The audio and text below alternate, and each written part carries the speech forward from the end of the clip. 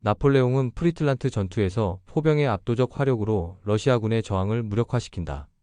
틸지트 조약을 체결하여 제4차 대프랑스 동맹을 해체시킨 나폴레옹은 운명의 가을 상강에 들어서며 지나온 시절을 처연히 되새긴다. 나폴레옹이 유럽에서 지배력을 확장하자 오스트리아는 프랑스의 패권에 불만을 품고 다시 전쟁을 준비한다. 아우스터리츠 전투의 패배로 오스트리아-러시아 연합의 제3차 대프랑스 동맹은 와해된 바 있다. 나폴레옹이 1806년 프랑스의 위성국 라인 동맹을 결성하자 신성로마 제국 체제는 해체된다. 나폴레옹은 러시아와 협정을 맺어 유럽 대륙 봉쇄령을 강화하지만 스페인과 포르투갈은 영국에 대한 봉쇄를 꺼린다.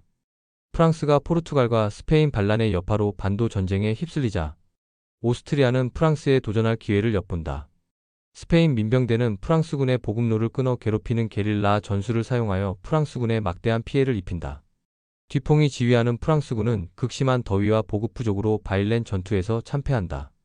프랑스군이 반도에서 고전하자 오스트리아의 카를 대공은 1809년 4월 10일 바이에른 국경을 넘는다. 나폴레옹은 반도 전쟁에 분산된 병력을 동부 유럽으로 직결시킨다.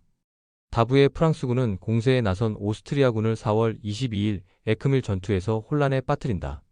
오스트리아군이 다뉴브 강을 건너 후퇴하자 나폴레옹은 5월 13일 빈에 입성한다. 오스트리아의 카를 대공은 다뉴브강 북쪽에 위치한 평야 지대 마르히펠트에 방어선을 쌓는다.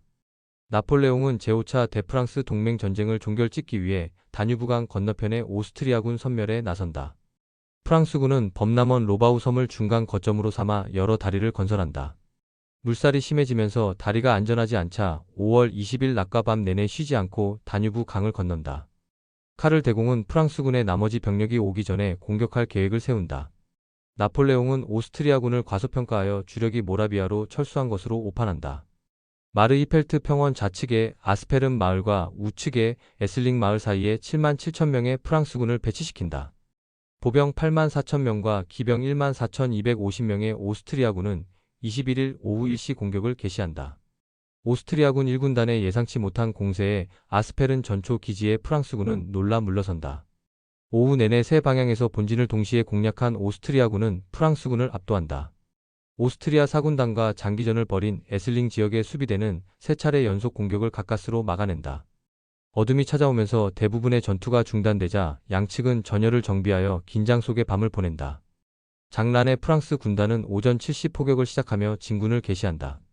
카를 대공은 오스트리아 예비군을 투입하여 프랑스군의 기병 돌격을 막아낸다. 오전 8시 다뉴브강 다리의 붕괴로 다부의 프랑스 군단은 전투 지원을 포기한다. 카를 대공은 오전 10시 프랑스군에 대한 포격으로 거센 압박을 이어간다. 오후 1시 288문의 집중적인 포화에 프랑스 중앙이 무너지자 나폴레옹은 철수 명령을 내린다. 다리에 치명적인 부상을 입은 장란은 아스페른과 에슬링에서 퇴각한다. 아스페른 에슬링 전투는 보급 부족과 전략적 오판으로 초래한 나폴레옹의 첫 패배이다.